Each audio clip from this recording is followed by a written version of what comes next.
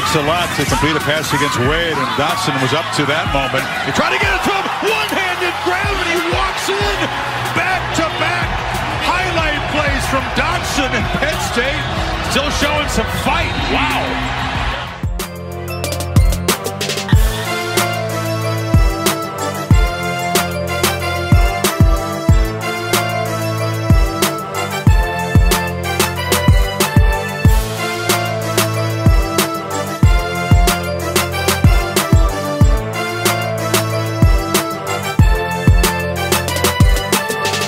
Salut à tous, très heureux de vous retrouver pour ce 148e volet du Podcast Ball, moins d'une semaine à présent avant le début des hostilités de cette saison 2021 de College Football, l'occasion rêvée d'évoquer la conférence du champion national en titre, la SEC ou si vous préférez la ACC. L'Empire Alabama restera-t-il irrésistible? Georgia est-il suffisamment armé pour renouer avec la finale de conférence? Qui de LSU ou d'Auburn rebondira le mieux? Tant de questions avec le fondateur du site de Blue Pennant, Morgan Lagré. Salut Morgan. Salut Greg, bonjour tout le monde. Conférence incontournable, hein, bien entendu, on l'a dit, oui. Conférence du champion en titre, mais surtout conférence quand même dominante, futur berceau d'Oklahoma et de Texas, hein, si on surfe sur l'actu du moment, hein, même si on sait que ça va pas se faire dans l'immédiat, mais en tout cas ça va quand même arriver relativement rapidement. Plus vite qu'on ne le pense peut-être. Oui, bah là en plus oui, ça s'agite apparemment. La Big 12 continue de prospecter, mais bon, on aura l'occasion de développer là-dessus en long, en large et en travers. Avant ça, on évoque donc la conférence SEC avec bien entendu à l'ordre du jour le champion en titre, le Alabama Crimson Tide.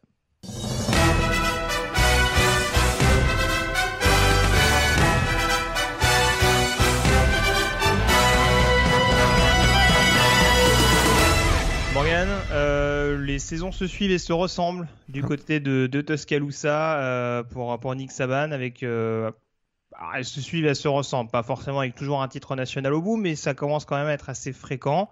Cette année, comme souvent, donc Alabama sera l'équipe à abattre en premier lieu au sein de sa conférence, et on en revient toujours à la même chose. Il y a pas mal de départs dans cette équipe d'Alabama, hein, dans l'équipe qui a été sur le toit du monde, comme on dit aux États-Unis, en janvier dernier, mais il y a derrière une relève quasi assurée, notamment offensivement.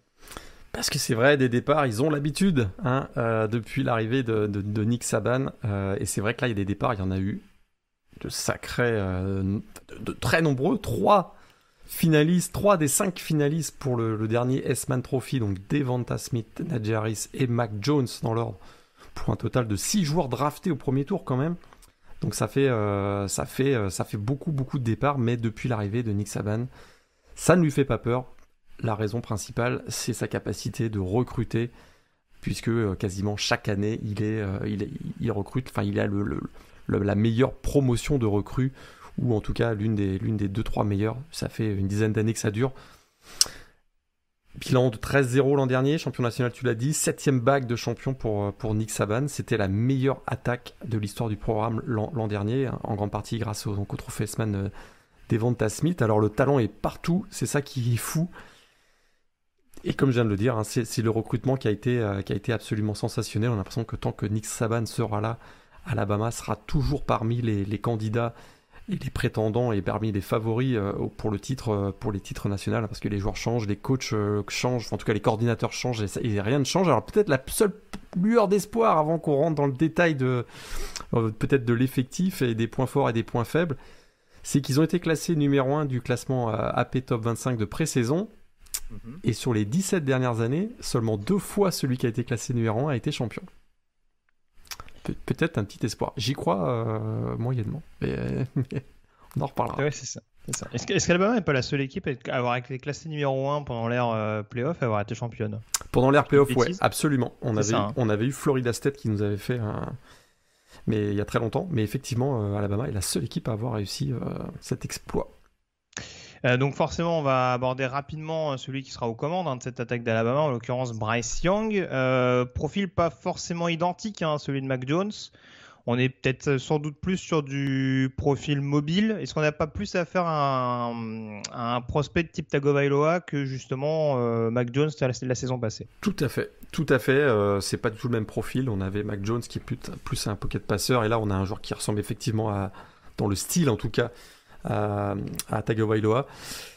Après, attention, c'était pas réduire Tagovailoa à un simple coureur. Hein. On a vu, en l'occurrence, malheureusement, la course a été sa kryptonite sur le long terme, mais on a vu qu'il était parfaitement capable de découper des défenses à la passe, ce qui a l'air d'être le cas également de Bryce Young. Mais en tout cas, il y a un éventail qui a l'air plus large que ce que pouvait avoir Bama l'année dernière en poste de QB. Et c'est ce qui fait peur, parce que c'est vrai que c'est un ancien quarterback 5 étoiles, mais c'est surtout sa palette en tout cas de force semble plus importante que celle de Mac Jones, qui a fait quand même une saison extraordinaire l'année dernière, comme je l'avais dit, meilleure attaque de l'histoire du programme quand même.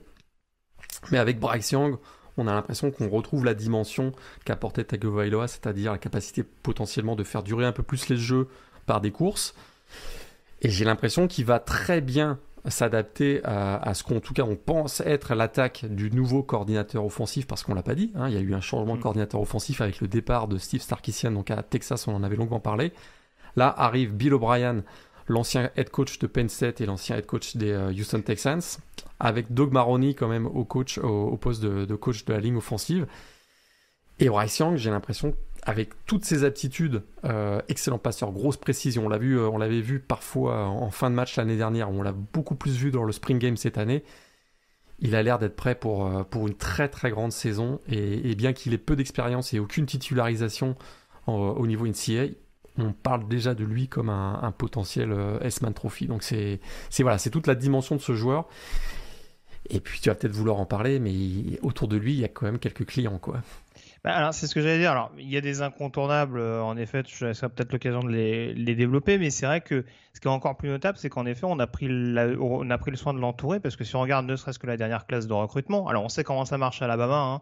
On a souvent affaire à des freshmen qui restent limite 1 ou 2 ans, enfin en gros dans leur année freshman sophomore, qui restent un petit peu dans la pouponnière, un peu plus voilà, c'est ça, un peu plus bas dans la hiérarchie, qui se contentent des équipes spéciales avant d'avoir leur opportunité vers leur saison sophomore junior, enfin en tout cas fin de saison sophomore, début de saison junior. C'est de plus en plus quand même, enfin on voit qu'ils arrivent de plus en plus jeunes, hein. On avait parlé notamment de l'ère freshman du titre national avec Tagovailoa, Leverwood, toute cette génération-là, Devonta Smith bien entendu, mais c'est vrai que c'est pas forcément une habitude sous Nick Saban, depuis qu'il est arrivé du côté de Tuscaloosa, d'avoir des joueurs qui sont lancés tout de suite dans le bain, mais on a vu que sur les dernières classes de recrutement, ça a quand même blindé notamment la O-line et le poste de receveur, où là, pour le coup, on a quand même perdu un joueur important à la personne de Devonta Smith, hein, Heisman Trophy en titre. Mais derrière, il y a de la relève, à commencer par ton grand copain canadien. John Mechie, qui effectivement sera probablement celui qui va reprendre le rôle que jouait Devonta Smith. Quoique, on va peut-être reparler des freshmen qui arrivent, qui ont l'air d'être sacrément costauds. Mais c'est celui qui semble être le favori de par son expérience et aussi de par ce qu'il a montré l'année dernière. Il a été un backup de luxe, hein, absolument, pendant la saison dernière. Il s'est notamment révélé très précieux au moment de la blessure de Jalen Waddle l'année dernière. Donc il sera a priori celui qui occupera le poste de receveur numéro 1, le go-to guy, on va dire. Mais comme je le disais tout de suite, on aura probablement Slade Bolden dans un rôle peut-être un peu plus dans le slot, quoique on l'a vu quand même évoluer sur les côtés pas mal l'année dernière. On a eu le renfort de Jameson Williams, donc qui arrive de Ohio State. Mais alors c'est cette cuvée de freshman qui est absolument impressionnante, et on en a vu quelques échantillons pendant le Spring Game, puisqu'il y a eu des highlights qui ont été partagés sur les réseaux sociaux, vous les avez peut-être vus, notamment cette réception de Aggie Hall qui a été absolument sensationnelle dans le Spring Game. Il y a Christian Leary qui est derrière, Ja'Cory Brooks qui est peut-être le meilleur de ce groupe en termes de talent pur, et il y a Treshon Bolden aussi si je ne me trompe pas, donc c'est encore une fois impressionnant. On a effectivement sur les 2-3 dernières années des joueurs incroyablement précieux et compétents, et des gros contributeurs au poste de receveur qui sont partis, hein, les Jody, Waddle, les Devonta Smith et tout le reste. Mais là on a une nouvelle génération qui arrive et qui semble être aussi prometteuse que les générations précédentes, et c'est ce qui rend cette équipe encore vraiment très très impressionnante dans la puissance offensive, et ce qui en fait le favori pour l'ACC. On va pas se mentir, et on peut déjà le dire tout de suite, hein. Si, et puis tout simplement, une question de... Et je pense que ça va beaucoup faire la diff dans la conférence SEC, c'est une question de profondeur. C'est-à-dire que le talent, il est indéniable, mais en effet, on peut être paré à n'importe quel coup dur, toute proportion gardée bien entendu, mais voilà, que ce soit des blessures, que ce soit justement pour faire un petit peu tourner, pour avoir plus de fraîcheur et de puissance justement dans les tranchées ou ce genre de choses. C'est une équipe qui est largement armée pour le faire et voilà, là c'est sûr qu'on parle que de l'attaque en l'occurrence. Je rebondis juste sur son avis sur Bryce Young, ce qui est intéressant, même si voilà, ça peut évoluer d'ici là, on n'a pas la depth chart très précisément à l'heure où on se parle. A priori, Brian Robinson sera le running back principal, mais on est plus reparti, je pense, pour avoir un comité de coureurs actuellement pour prendre la suite de Najee Harris. Et ça peut, en l'occurrence, coller avec un quarterback qui court énormément, avec des receveurs également qui vont être amenés à sortir du backfield. Hein. On n'oublie pas qu'il y a quand même un profil hyper atypique au poste de tight end avec Jalid Billingsley, qui, de par son profil athlétique, peut faire énormément de choses, que ce soit à la course ou dans le domaine aérien. Donc c'est vrai que c'est tout un tas de profils, tout un tas de menaces qui peuvent permettre d'apporter et de la vitesse et de la verticalité à cette équipe-là, et encore une fois de favoriser l'intégration de Bryce Young pour prendre la suite. Pour prendre la suite efficacement de Mac Jones. Alors on aura peut-être le même problème qu'on avait avec Tagovailoa, c'est-à-dire que souviens-toi, c'était un joueur qui se protégeait peu de par ses aptitudes athlétiques. Il avait la tendance à se dire: si dans le jeu aérien c'est bloqué, je vais pouvoir aller chercher le first down au sol. Et il se protégeait très peu. Et ça l'a amené à des blessures. Et là, c'est sûr qu'un Bryce Young qui se blesse, ça change quand même un peu la donne. Même si on dit que son backup Paul Tyson, a priori, le sophomore, qui est d'ailleurs, je crois, un des grands neveux de Bear Bryant, hein, si je me souviens bien. Donc il est vraiment dans le pédigré du coach légendaire d'Alabama. Il semble qu'il soit quand même un backup plutôt costaud, mais une perte de Bryce Young à cause d'une blessure, parce qu'il ne se serait pas protégé comme se protégeait pas Tagovailoa, serait quand même rédhibitoire pour l'équipe d'Alabama, c'est indiscutable. Après, j'ai du mal à croire, c'est vrai que Tagovailoa, ça en devenait presque caricatural, sa manière de ne pas se protéger. Ah, ça a mal fini d'ailleurs. Hein. Oui. Moi, ce qui m'inquiète un peu plus pour Bryce Young, encore une fois, c'est vrai que le dernier souvenir que j'en ai, à savoir au mois de janvier notamment, il n'avait pas l'air très très costaud. Après, ça peut être un faux frêle qui n'a pas peur du contact et qui peut les encaisser. Je ne serai pas le premier quarterback dans ce domaine-là. Mais c'est vrai que c'est plus les dimensions physiques, on va dire, qui moi m'inquiètent un petit peu. On rappelle que c'est un quarterback qui est plus petit que Tagovailoa. Un peu plus. Quand on se rappelle que c'est par exemple ce qui était beaucoup pointé du doigt lors du processus draft pour le désormais nouveau quarterback de Miami. Donc c'est vraiment ça fait pas partie. Ça fait partie de ces quarterbacks qui savent faire beaucoup de choses, mais dont le corps peut être l'ami et l'ennemi à la fois. Et en même temps, il va développer une puissance athlétique parce qu'il est arrivé très tôt, à 18-19 ans. Et on sait que c'est entre 18 et 22 que la force physique se développe et se décuple. Et il est probable que celui qu'on a vu l'année dernière sera déjà bien changé cette année et probablement aussi l'année prochaine. Il sera bien protégé par une ligne offensive qui, malgré les départs, il y a encore du beau monde quand même, avec le repositionnement notamment de Evan Neal au poste de left tackle. Il y a eu vraiment des gros départs ces dernières années sur la ligne offensive, mais là la nouvelle génération elle est aussi très prometteuse, et notamment les JC Latam, les Tommy Brockermeyer qui arrivent. Il y aura pas une baisse de niveau à ce niveau-là cette année. Non, très clairement. Enfin, en tout cas, il y a au moins 9 D-linemen qui ont été au moins des recrues 4 étoiles ces dernières années, donc je pense a priori qu'il y a quand même de quoi faire derrière. On va pas faire trop long sur Alabama, surtout qu'en défense on a conservé un peu plus de titulaires. Il y a quand même un front seven qui fait très peur du côté de cette équipe du Tide. Beaucoup disent que c'est peut-être la meilleure défense de Nick Saban depuis. J'ai l'impression qu'on dit ça tous les ans. Depuis 3-4 ans. Ah bah, c'est vrai, mais souviens-toi, l'année dernière, on avait quand même quelques petits doutes. Il y avait des blessures qui revenaient, des gens qui revenaient, etc.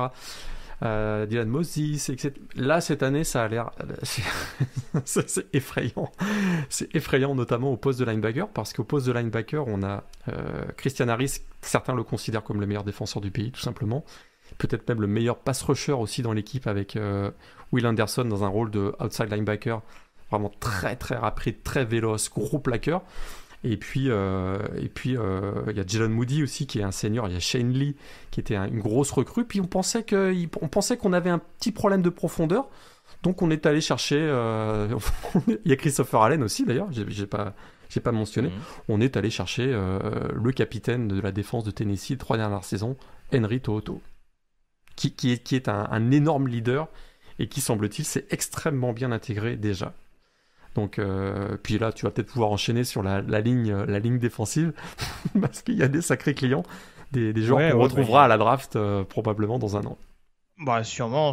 Bah après, voilà, c'est dresser une liste de noms comme ça, mais ouais, c'est vrai qu'il y a énormément de clients. On rappelle qu'ils ont quand même perdu Christian Barmore sur le premier rideau, c'est quand même pas quelque chose d'anodin.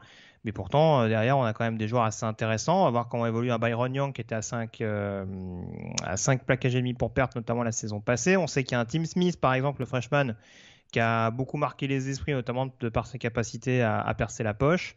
Et puis bon, les classiques, les DJ Dell, les fils d'Ariane Matisse, notamment plein centre. Un Labrian Ray dont on attend encore et toujours l'émergence, même si bon, il est plus sur un rôle de rotation à mon sens. J'oublie pas notamment des Justin Eboigbe ou ce genre de profil. Enfin bref, il y a du danger qui peut venir absolument de partout dans cette équipe. Et 2021 ne fera pas exception à la règle, malgré encore une fois le départ de Christian Barmore. J'ai pas cité de backfield défensif, mais on rappelle qu'on a quelques petits jeunes également assez intéressants, Malachi Moore ou Brian Branch notamment, qui se sont révélés la saison passée. Il y a beaucoup d'espoir vis-à-vis du freshman Gak Quincy Coolhead McKinstry cette saison. Phénomène. Un gros phénomène qu'on attend de voir. Ce serait pas étonnant qu'il monte assez rapidement dans la hiérarchie aux côtés d'un Josh Doby par exemple. Donc très franchement, ça promet vraiment une belle saison défensivement pour Alabama. Très clairement au même niveau. L'année dernière, l'attaque avait vraiment presque éclipsé la défense de par les 48 points de moyenne marqués sur chaque rencontre. Mais défensivement, c'était extrêmement costaud et à mon avis, ça va le rester encore une fois de par la rotation et le talent infini que possède cette équipe. Et un calendrier où on va savoir assez rapidement quel est le niveau réel de cette équipe de Alabama, même si on vient de dire qu'on n'a pas vraiment de doute. Il y a ce premier match face à Miami où il faudra quand même contrôler Derrick King, qui reste quand même un des très bons quarterbacks. Si Derrick King est là, bien sûr. Si Derrick King est là, effectivement. Ah oui, s'il n'est pas là, c'est sûr que ça va compliquer la tâche pour les Hurricanes.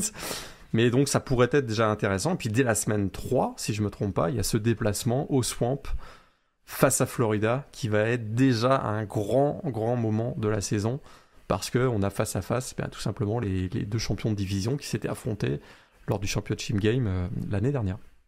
C'est ça. On a décidé, on n'attend plus maintenant la finale de conférence. On s'occupe directement des équipes floridiennes. Et puis, avec un peu de chance, on s'en débarrasse en premier. Et puis, on rappelle que l'Alabama-Georgia, l'année dernière, c'était intervenu assez rapidement également. Exact. Et là, et il y aura ce déplacement à Texas A&M avant la mi-octobre. Donc, avant la mi-octobre, ils auront déjà joué Florida et Texas A&M. C'est-à-dire que s'ils sont à 6-0 après le match de Texas A&M, ça va commencer à... Ouais. Ils ont toujours l'Iron Bowl à Auburn en dernière semaine. Alors, si on veut rajouter un peu de drama, ils ont toujours la réception d'LSU pour le côté un petit peu vengeance d'il y a 2 ans, la victoire notamment de Louisiana State du côté de Tuscaloosa pour filer vers le titre national. Mais ça, c'est vraiment exclusivement pour la symbolique.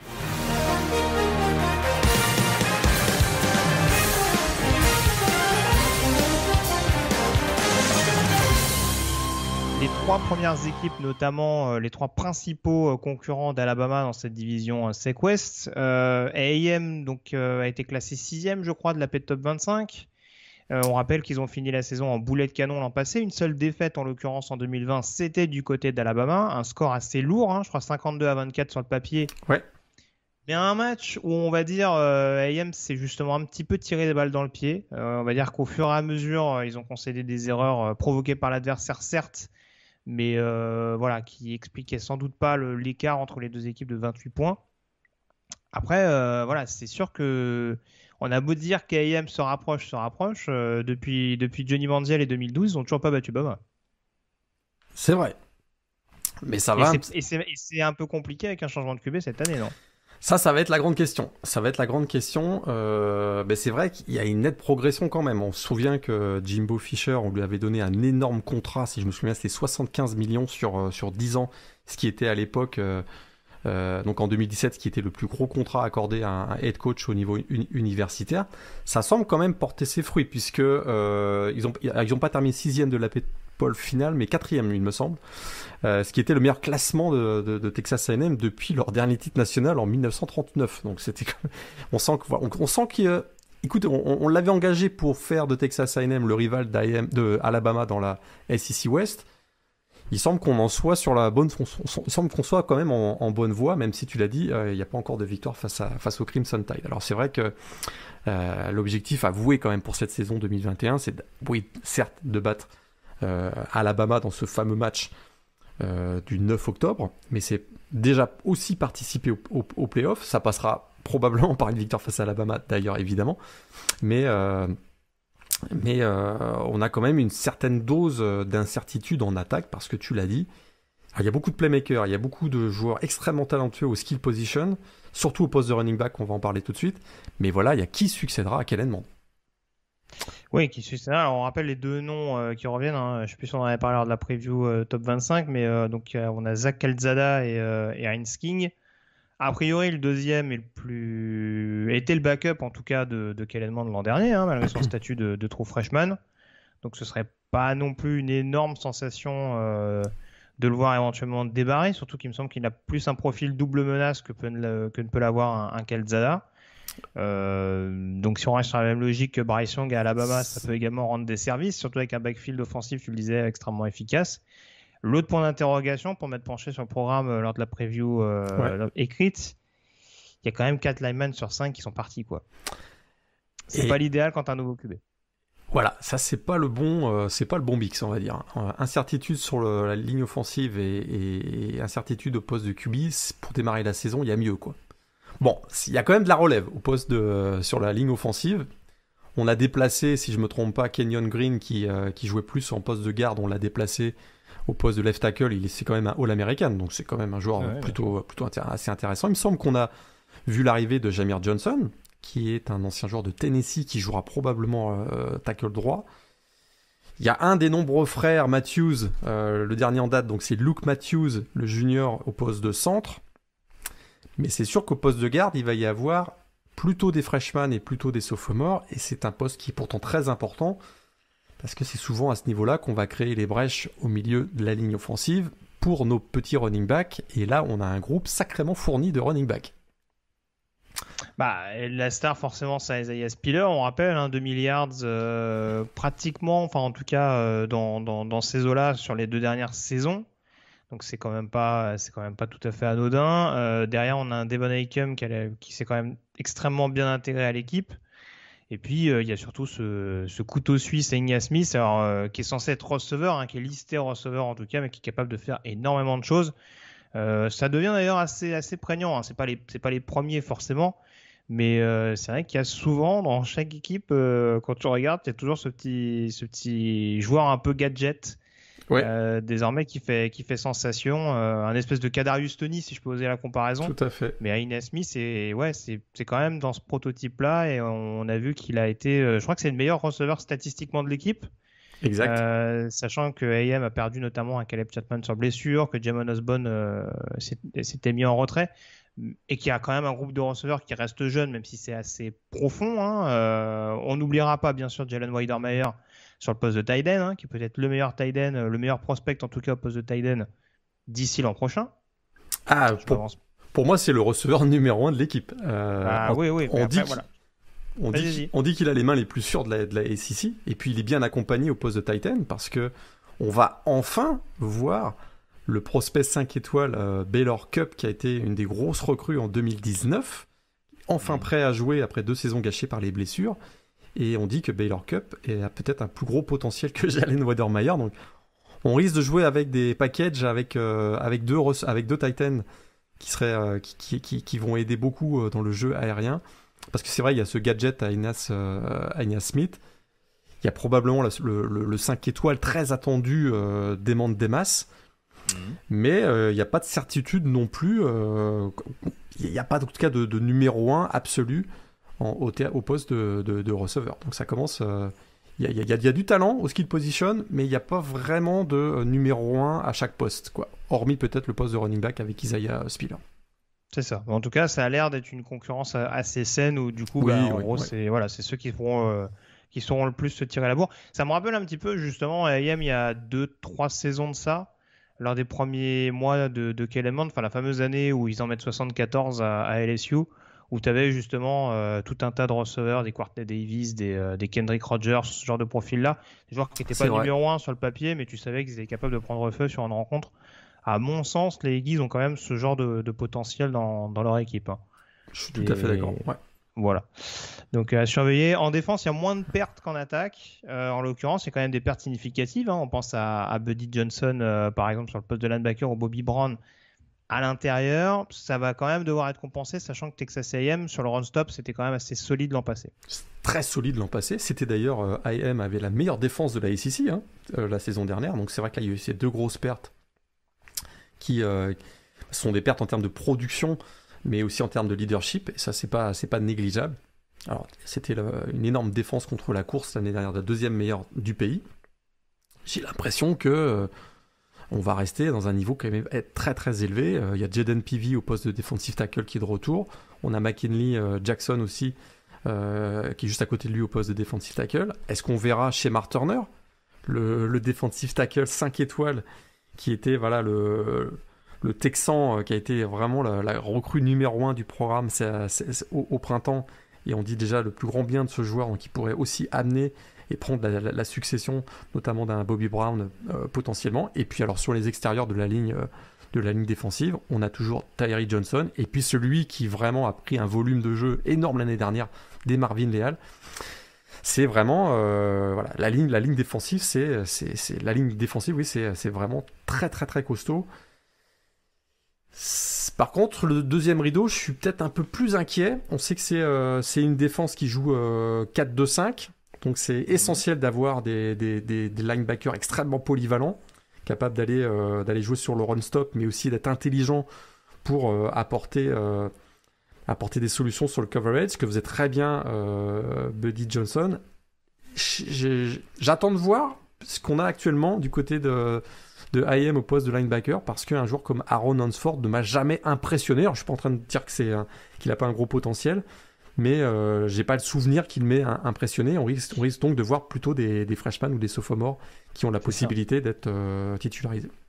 C'est ça. Alors, je dis pas que j'ai été énormément bluffé. Moi, ce qui m'inquiète un peu plus avec Aaron Hansford, c'est que je sais pas s'il peut avoir ce rôle d'inside, enfin de middle, un petit peu à tout faire. On sait qu'il a le côté athlétique, hein, c'est un ancien receveur, on le rappelle. Ouais. Mais c'est vrai que le volume de jeu et la manière justement de réussir à s'adapter à ce que propose l'attaque en face, comme pouvait le faire un Buddy Johnson, ça paraît pas criant. Donc c'est vrai que là, en l'occurrence, il va peut-être falloir qu'il y ait un linebacker qui se révèle un petit peu. Et pour l'instant, ça saute pas aux yeux, en tout cas, même s'il y a eu en effet un recrutement assez séduisant en défense. Mais c'est vrai que des top recrues sur cette position-là, pour l'instant, on attend encore de voir. Par contre, c'est très costaud au niveau du backfield défensif. Alors là, retour au complet si je me trompe pas. C'est ça, et puis surtout des joueurs dont on continue de voir une certaine émergence, d'Emmanuel Richardson sur le poste de safety, qui est peut-être un des safety les plus cotés, on dira, en vue de la draft, en tout cas, qui continue d'avoir sa cote qui grimpe. On rappelle, c'est un joueur qui a démarré très jeune, hein, en tant que titulaire, en tout cas, du côté de College Station. Et puis surtout Jalen Jones, qui était, on va dire, couvé derrière son homonyme Miles de l'an passé, et qui, malgré tout, a été le joueur avec le plus de passes défendues l'année dernière, et dont on attend énormément de choses. On en attend vraiment un profil hyper intimidant, surtout dans une ACC où on ne cesse de lancer à outrance au sein des équipes de la conférence. Tout à fait. Alors cette grosse défense de Texas A&M qui est dirigée par Michael Coe, qui a fait un super boulot, d'ailleurs l'ancien de Notre-Dame, cette défense pourrait quand même donner de bonnes chances à A&M, malgré les incertitudes dont on a parlé en attaque. Je pense que les Aggies restent quand même une équipe qui peut prétendre à venir chatouiller Alabama sur un match, pourquoi pas. Oui, surtout qu'on en avait déjà parlé, mais les 5 premières semaines sont quand même hyper abordables. Il y a le classique contre Arkansas où voilà, ce sera peut-être pas un match hyper évident, mais normalement les 5 premières levées sont à leur portée. Et après le match contre Obama, tu as des déplacements à Missouri et la réception de South Carolina, celle d'Auburn également, dont on va parler dans quelques secondes. Peut-être le déplacement à LSU également en dernière semaine qui sera pas anodin. Mais bon, globalement, c'est quand même pas un calendrier. Il y a moyen d'aller chercher peut-être les 10 victoires, ce qu'a pas encore fait Jimbo Fisher depuis son arrivée du côté du Texas. Donc voilà, ça paraît au moins un objectif à Tout à fait. comment dire, minimum. Absolument. Avant, comme tu le disais, d'espérer au moins s'offrir le scalp de Bama et d'aller chercher une place dans le dernier carré final. Ouais, vu la saison dernière, moins de 10 victoires, ce serait une déception pour Jimbo Fisher, mais il y a de la concurrence avec LSU et Auburn dont on va parler tout de suite, je pense. Justement, alors, je vais englober les deux, ça veut pas dire qu'on peut pas développer, mais je vais englober les deux, Auburn et LSU. On rappelle qu'Auburn donc, a changé de coaching staff pendant l'intersaison, avec notamment l'arrivée de Brian Harsin, l'ancien head coach de Boise State, donc pour remplacer Gus Malzahn. On garde toujours quand même le quarterback en place, avec Bo Nix, je rajouterais même son running back Tank Bixby. Du côté des LSU, c'est un peu l'inverse, dans le sens où le head coach est toujours là avec Adore Joron, mais il y a toujours ces alterments un peu au niveau du poste de quarterback. TJ Finlay qui s'en va, Miles Brennan qui est blessé. A priori, la porte est ouverte pour Mike Johnson. Pour qui tu es le plus rassuré d'emblée? Qui, en tout cas, tu vois le mieux rebondir, vu ce qu'on a sur le papier au sein des deux formations des Tigers?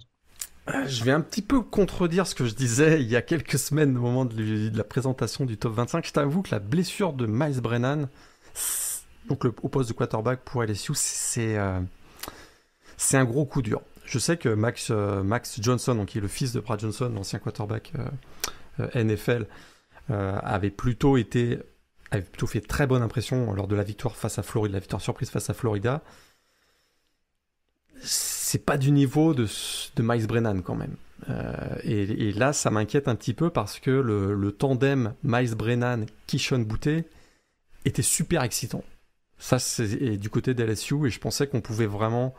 alors peut-être que Mac Johnson va me contredire, hein, mais je trouvais qu'on pouvait construire autour de ce tandem qui créait un focus pour la défense adverse. Ça ouvrait les possibilités pour des running backs comme Tyron Davis-Price ou John Emery. Là, je t'avoue que ça m'a un peu refroidi.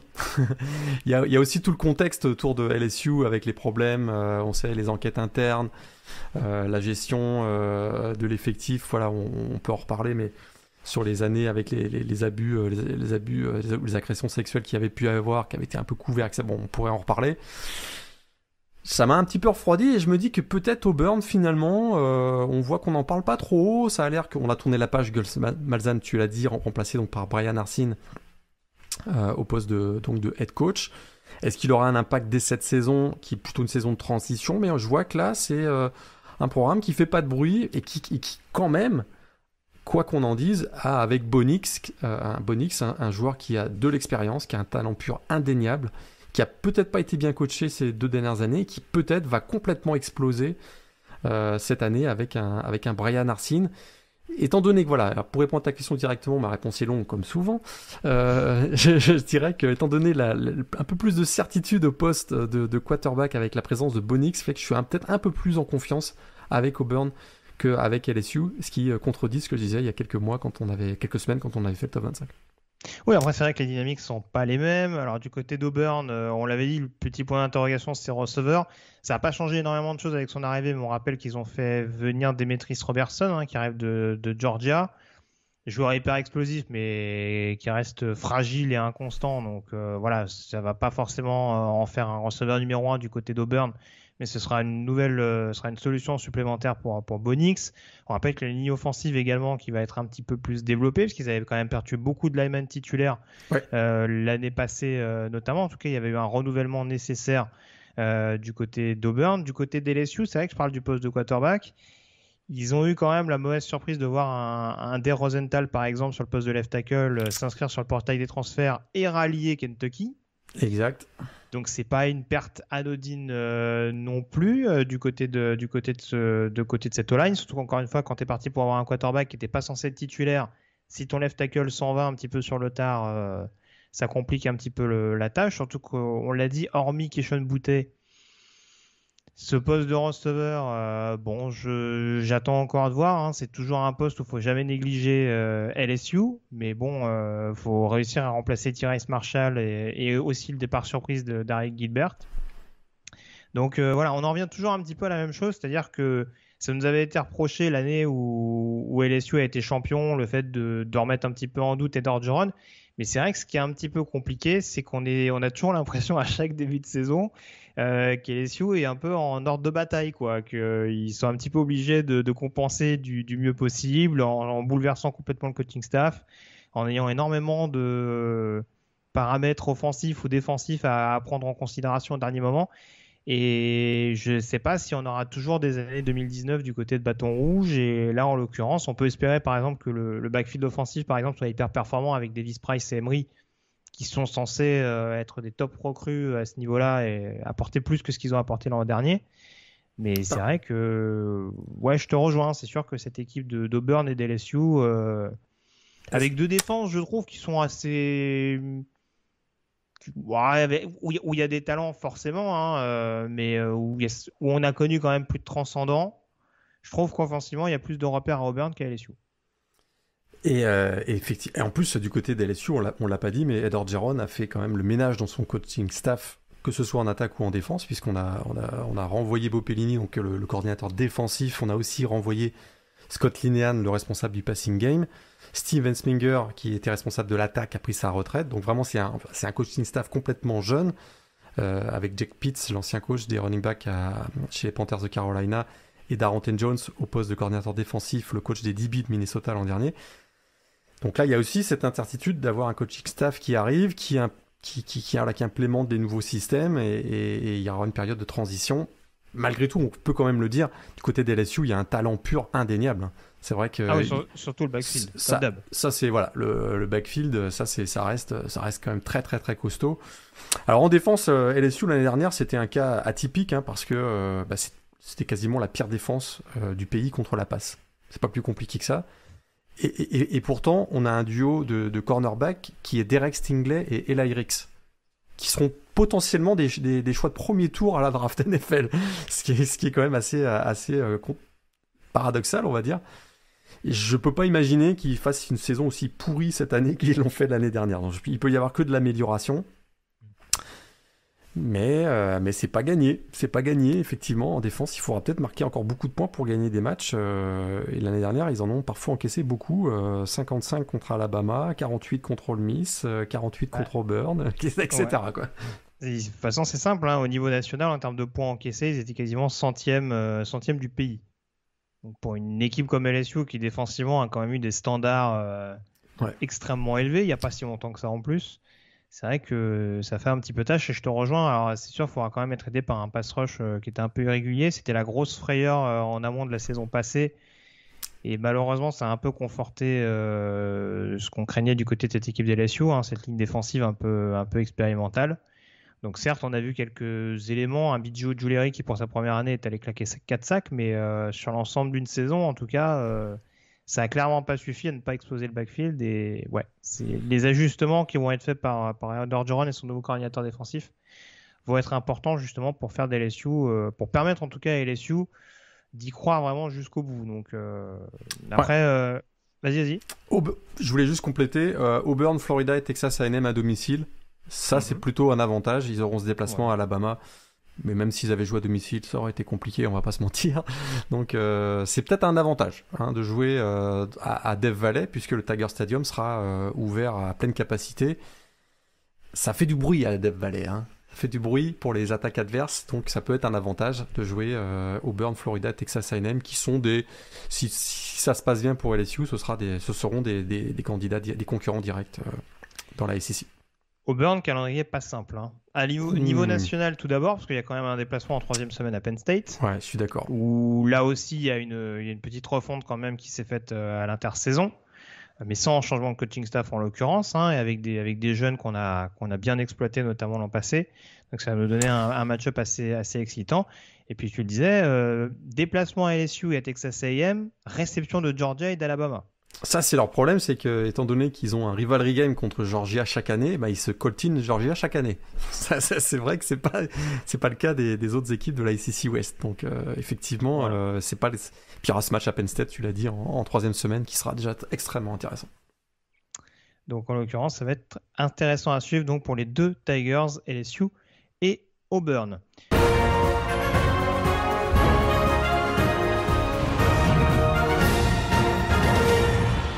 On termine avec les 3 derniers de la SEC West. Alors, je ne sais pas si on les mettra exactement au même niveau. On va commencer par les Ole Miss Rebels, Morgan. Un programme en pleine ascension, malgré tout. L'arrivée de Lane Kiffin a fait du bien. On sait que c'est un programme qui, avec son ancien head coach Mike Luke, s'en était pas trop mal sorti également, hein, malgré les sanctions à l'époque qui avaient touché le programme au lendemain du départ de Hugh Freeze. Là, avec Lane Kiffin, on sent qu'il y a quand même un certain essor. Alors, on en avait déjà parlé. C'est sûr qu'on est plus excité offensivement que défensivement par cette équipe d'Oxford. Mais en tout cas, sur le papier, ça peut être une équipe très sympa à avoir joué. J'ai l'impression que tout a été déjà dit sur les Rebels version 2020, mais c'est vrai qu'on va reprendre ça. C'est une attaque de feu capable de bousculer n'importe quelle défense adverse, même celle d'Alabama, tu t'en souviens. Mais effectivement, tu viens de le dire, une défense absolument épouvantable, l'une des meilleures bien sûr, l'une des plus mauvaises du pays. Alors ça n'a pas empêché Lane Kiffin, tu l'as bien dit, de faire finalement une première saison plutôt satisfaisante, un bilan de 5-5. 4 victoires en match intra-SEC, et ils ont même conclu avec une victoire contre Indiana, qui était classée numéro 11 du pays lors du bowl game. Donc c'est plutôt satisfaisant. Beaucoup de choses reposent quand même sur les épaules de leur quarterback, Matt Corral. C'est sûr que bras canon, il est assez précis, talent qui n'était probablement d'ailleurs pas exploité suffisamment du temps de Rich Rodriguez, qui avait été le coordinateur offensif de Ole Miss il y a 2-3 ans. Mais c'est sûr que voilà, l'année dernière, il a crevé l'écran. Il avait la meilleure moyenne de yards offensifs par match du pays, 384. C'était donc assez impressionnant. Top 10 dans beaucoup de statistiques également à la passe. Alors le petit problème, et c'est ça qui a coûté cher l'année dernière, on va voir s'il a progressé sur ces deux éléments, c'est qu'il avait une tendance à imploser en début de match lorsqu'il fait face à une certaine adversité. Très rapidement, s'il trouve pas son rythme, ça devient assez laid et parfois même très laid. Et la conséquence, c'est qu'il y avait un grand nombre d'interceptions. Donc là, si on revoit ce pattern se remettre en place, c'est une équipe qui pourrait ne pas progresser comme on l'attend, parce que, on va le dire franchement, il y a une hype autour de Ole Miss. S'il y a une équipe qui peut surprendre dans la SEC West, je crois qu'on va être peut-être d'accord, c'est Ole Miss. Mais il faudra que Matt Corral soit le Matt Corral qu'on a vu en fin de saison dernière. Il sera privé d'Elijah Moore, qui était quand même le meilleur receveur du pays en termes de yards l'année dernière. Puis il va falloir qu'il se fasse aider un minimum par sa défense, quoi. Oui, un peu. Alors juste pour corroborer ce que tu dis, il y avait quand même 6 interceptions contre Arkansas l'année dernière et 5 contre LSU. Ça a gonflé, mais c'est ce que je te disais. Et c'est-à-dire que quand il implose, il fait pas semblant. Il fait 14 interceptions sur la saison, dont 11 sur 2 matchs. C'est ouf. Voilà. C'est... Mais ouais, non, je te rejoins. C'est sûr que... En fait, c'est pour ça que j'ai du mal très clairement à. C'est pour ça que c'est pas une question de pas vouloir les citer dans les confrontations directes. C'est que en fait, d'un match à l'autre, c'est sûr qu'on ne sait pas exactement ce que ça peut proposer. On va revenir tout de suite au calendrier, si tu le veux bien. Première semaine contre Louisville, ça me paraît largement à leur portée. Ils vont quand même à Alabama dès la 5e semaine, et ça va pas être simple. Après, oui, c'est vrai que si tu prends des confrontations contre Arkansas, à Auburn, pardon, à domicile contre Texas A&M, voir le match à Mississippi State, où ça peut être sympa en termes d'orgie offensive, attention. Tu sais pas vraiment si c'est un match qui peut tourner en leur faveur, ou si, comme tu dis, ça peut être un match où l'attaque implose et où forcément la défense n'est pas capable derrière d'assurer le coup. Sans une grosse amélioration défensive, je les vois pas gagner plus de 7 matchs. Ouais, je peux pas dire mieux. Il y a une ligne défensive qui a l'air de progresser à mon sens, mais c'est léger, quoi. C'est pas vraiment, ça a pas vraiment été quantifiable statistiquement parlant, et de par certaines rencontres. On parlait du match contre LSU, mais offensivement et défensivement, ça avait été compliqué pour Ole Miss dans certains registres. Et ouais, on parle d'une équipe là encore en termes de points. Je parlais de LSU tout à l'heure, 118e équipe du pays, quoi.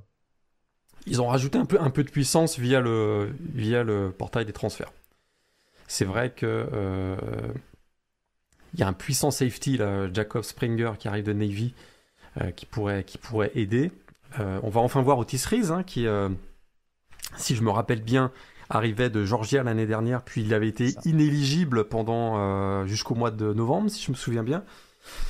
Oui, voilà, peut-être qu'il va apporter un peu de stabilité sur le backfield défensif, mais ouais, c'est vrai que le reste, il y a quelque chose de junior collège qui arrive, mais C'est pas transcendant. C'est ça, mais si tu veux, moi, c'est ce que je soulignais la dernière fois. Oui, ils ont fait venir des joueurs un peu plus physiques, mais tu perds par exemple un Jack West Jones, le linebacker, qui est parti à Kentucky, et en termes de pass rush, tu perds Ryder Anderson qui est parti à Indiana.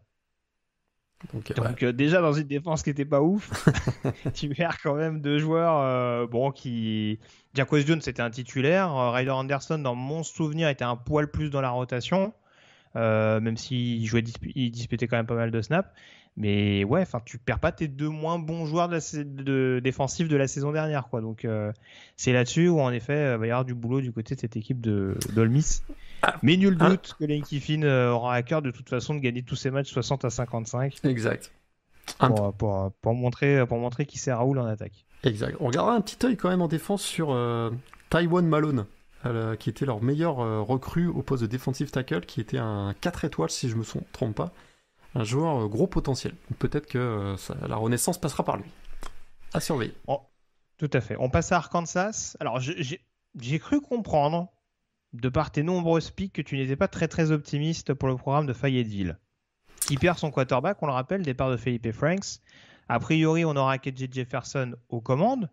Après, le reste de l'équipe n'a pas non plus été bouleversé par rapport à la surprenante équipe des Razorbacks qu'on avait notamment en début de saison passée. Je suis pas ultimement enthousiaste, surtout la fin de saison m'avait un peu inquiété parce qu'ils avaient fait un très bon début de saison. Hein. Ils avaient été, c'est pas compliqué. Ils ont gagné un seul match de conférence ACC entre 2017 et 2019. Ils en ont gagné 3 l'année dernière puisqu'ils avaient démarré 3-3 la saison qui était l'an passé, on se souvient, exclusivement composée de matchs intra-ACC. Mais ça a fini 0-4. Bon, mais il y a quand même un peu d'espoir. C'est vrai qu'il y a on dirait que les 4 matchs étaient Florida, LSU, Missouri et Bama. Ça peut jouer. Ça peut jouer. Tout à fait. Bon, alors c'est sûr qu'au poste de quarterback, on va avoir a priori KJ Jefferson, qui était le backup de Felipe Franks la saison dernière. Alors, il avait été bon face à Missouri. Tu te souviens dans ce match, cette explosion offensive, malgré la défaite 50-48 des Razorbacks à Missouri, il avait été plutôt bon avec 3 passes de touchdown. C'est vrai qu'il a quand même des playmakers assez chevronnés autour de lui, notamment Traylon Smith au poste de running back, qui est un running back miniature, mais qui abat un travail énorme. Et j'aime aussi la composition du groupe de receveurs. Traylon Burks, qui est un fantastique receveur. Trey Knox, qu'on a tendance à oublier, qui est plutôt bon aussi. Il y a Devion Warren. Il y a pas mal de mecs de Missouri qui sont arrivés pendant l'intersaison. Ouais, et au poste de tight end, on a aussi, avec Blake Kern et Hudson Henry, plutôt des joueurs intéressants. Et la ligne offensive devrait quand même bien s'améliorer, puisque Sam Pittman, le coach d'Arkansas, était l'ancien coach de la ligne offensive de Georgia. Et il y a une certaine expérience qui est de retour, même si on n'a pas vu un impact immédiat l'an dernier sur la ligne offensive. Et puis, écoute, je dirais en défense, il y a quand même du vrai star power, mais collectivement, ça a été un peu laborieux, notamment en deuxième partie de saison, parce qu'on a au poste de linebacker Grant Morgan et Bumper Pool, qui sont vraiment des joueurs avec un gros potentiel. On a peut-être la star montante Jalen Catalon au poste de safety, mais j'ai trouvé que collectivement, ça a été laborieux. Et d'ailleurs, statistiquement, ça s'est vu, puisqu'ils ont quand même pris quelques petites roustes face à Alabama, Florida. Ils ont même accordé, je le disais tout à l'heure, 50 points à Missouri. Donc, je trouve qu'individuellement, il y a des joueurs intéressants, mais collectivement, on attend encore un peu mieux, particulièrement en défense, même si c'est vrai que le début de saison dernière a été quand même très encourageant.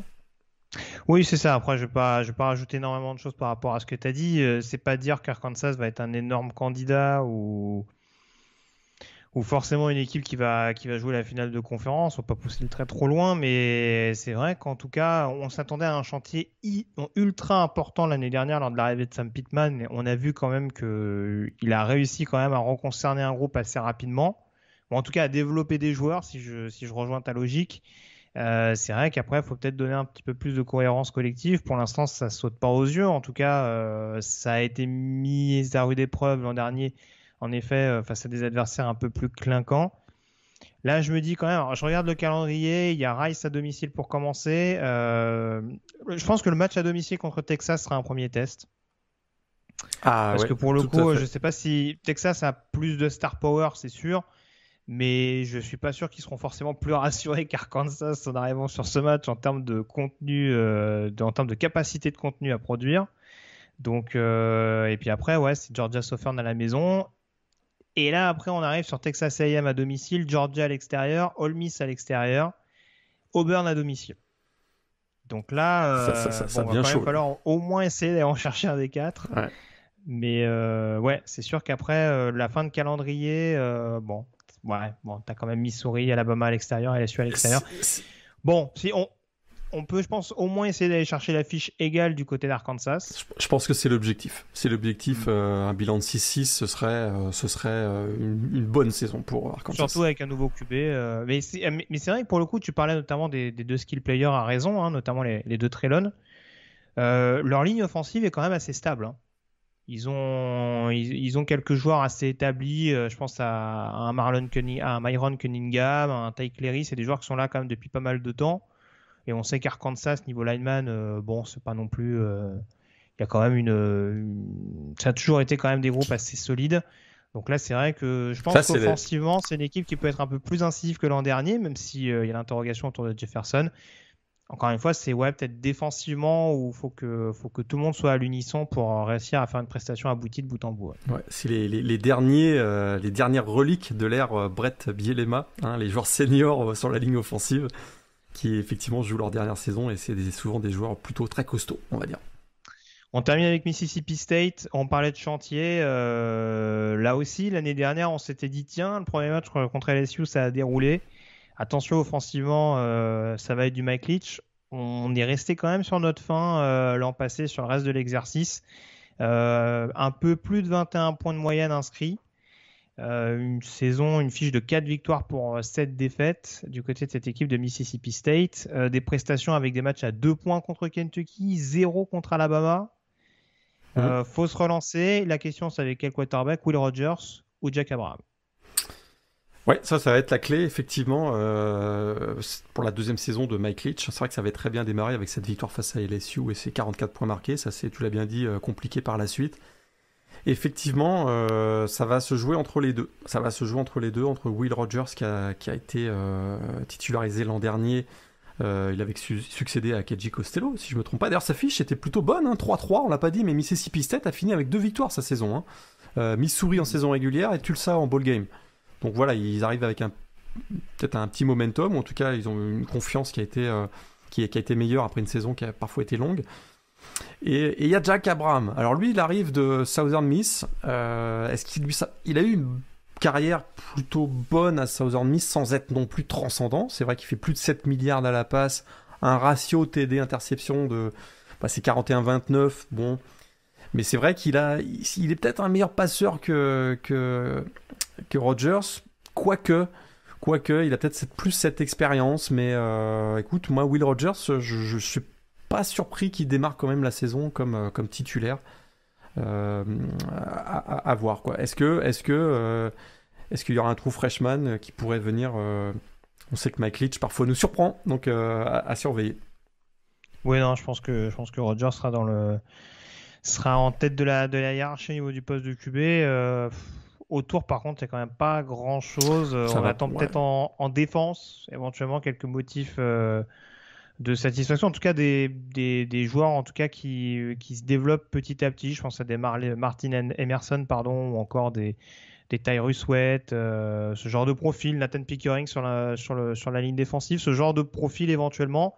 Après, on en revient au même problème qu'Arkansas, c'est peut-être donner un peu plus de cohésion, concernant l'ensemble du groupe. Mais pas de précipitation. Hein. Mike Leach, généralement, lorsqu'il arrive dans un programme, on l'a vu partout où il est passé. D'abord, la deuxième année est toujours meilleure que la première. Oui. Et puis, il avait commencé à 3-9 à Washington State, il avait enchaîné avec une fiche à 6-7 et un bowl. Exactement. Et puis, ils ont été à la porte de la finale de conférence Pac-12 quelques années plus tard. Donc, il faut pas. Mike Leach, ça prend 2-3 ans généralement. Cette année, je m'attends à ce que ce soit mieux que l'année dernière. Mais ce sera pas les Bulldogs seront. Ils peuvent, à mon avis, sur un match comme on l'a vu l'année dernière, créer une surprise sur la longueur de la saison. Pareil que Arkansas, plus de 6 victoires, je serais quand même très très très surpris, quoi. Très très surpris.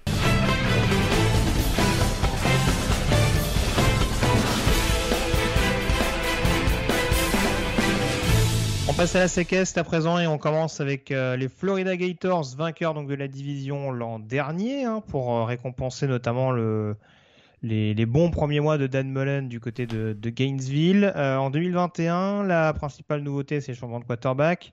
Exit Kyle Trask, auteur d'une excellente saison, on le rappelle, avec notamment une place de finaliste du ESPN Trophy. Emory Jones qui prend les rênes. On n'est pas parti pour avoir exactement le même profil. Est-ce que tu crois malgré tout au fait que Dan Mullen peut être un magicien ? Il l'a souvent démontré.